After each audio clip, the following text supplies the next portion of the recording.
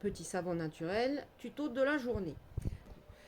Qu'est-ce qu'on commence par quoi? On commence par le mélange de l'eau et de la soude. Alors, très important, on commence toujours par l'eau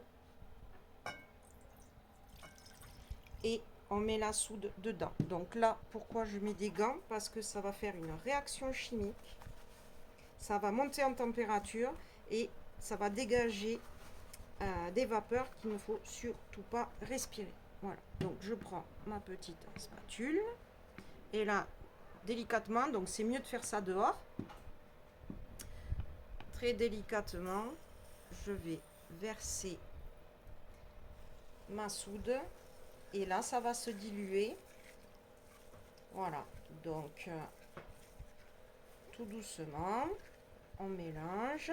Il faut que tous les cristaux de soude aient disparu. Donc là, ça va monter en température. Attention de ne pas utiliser du plastique. Il vaut mieux utiliser du verre et du bois. Et on va attendre que ça refroidisse. Il faut que ça redescende à tiède, à 37 degrés à peu près. Ah, ben voilà, je vois. Tiens, si tu veux toucher le dessous du saladier. Voilà, oui. Tu vois, oui. C'est bien chaud. Donc là, on va attendre, on va faire une petite pause, on va attendre que ça refroidisse. C'est reparti. Alors, suite de l'atelier saponification à froid. Alors du coup, là, j'ai le mélange déjà de mes huiles. Donc on a dit huile de tournesol, huile d'olive et huile de ricin et quelques gouttes d'huiles essentielles. Là, j'ai mis de la Golteri pour les articulations. Donc je vais mélanger mes huiles liquides, voilà, dans l'eau qui est redescendue donc à 37 degrés à peu près, tiède. Et ensuite les huiles plus solides que j'ai fait fondre au bain-marie, c'est-à-dire l'huile de coco et le beurre de karité. Et donc maintenant, voilà, ce qu'il nous reste à faire, c'est mixer jusqu'à ce qu'on appelle monter à la trace. Ça doit faire une trace, c'est un peu comme la mayonnaise. Et c'est pour ça que les températures des huiles sont très importantes. Il ne faut pas que ce soit trop froid, trop chaud. Surtout si on a fait fondre les huiles solides au bain-marie. Il faut attendre qu'elles aient refroidi. Donc on mélange bien. Et maintenant, avec le mixeur de Mamie, Moulinex d'origine, vintage, on va faire la mixture. Alors souvent ça en met un peu partout, c'est pour ça qu'il vaut mieux le faire dehors.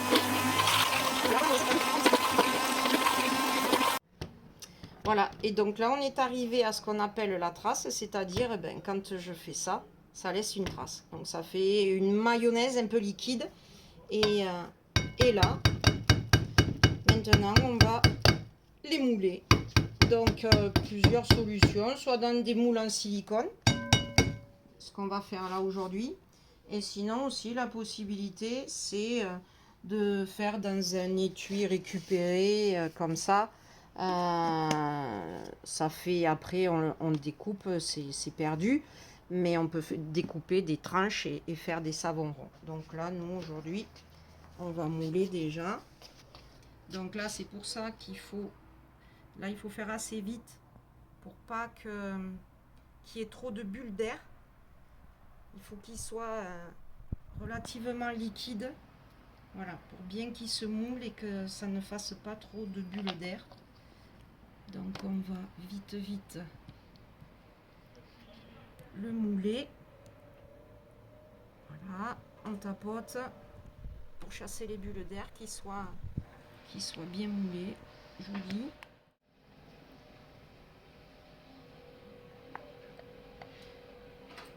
Là elle est bien.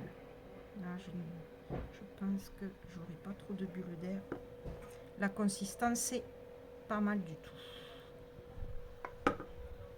Il y a la possibilité aussi de rajouter des pigments naturels alimentaires pour éventuellement le teinter. le savon. Moi, j'ai choisi de faire couleur naturelle. Donc, je n'en ai pas mis.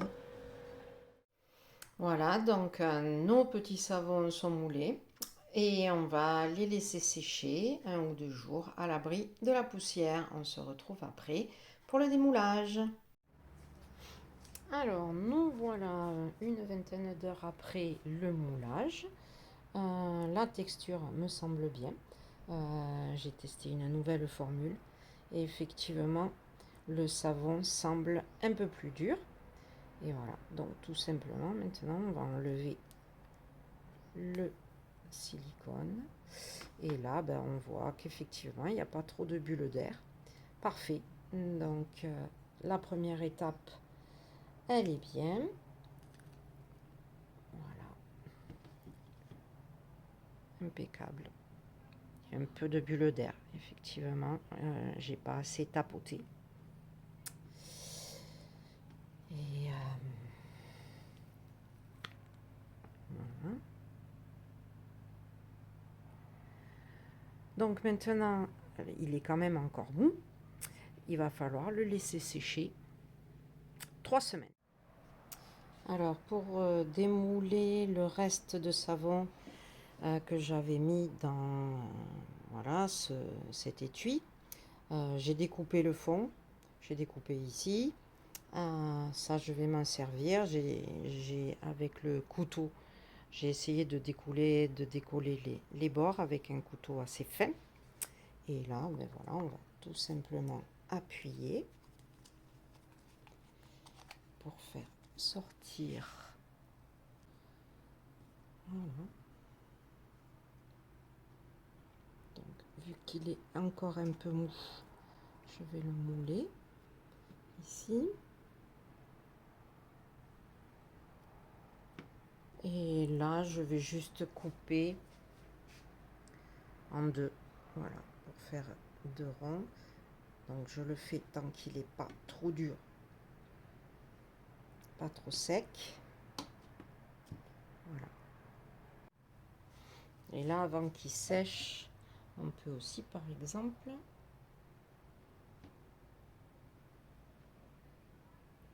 faire voilà, mettre les initiales. Donc avec voilà, c'est un tampon fait à l'imprimante 3D par mon fils. Et voilà le travail, tous les petits savons démoulés, gravés avec les initiales. Maintenant, on va laisser sécher 3 semaines. Et il ne restera plus qu'à les emballer, tout joli, pour éventuellement les cadeaux de fin d'année. Allez, ben la suite plus tard pour de prochaines aventures. Ciao!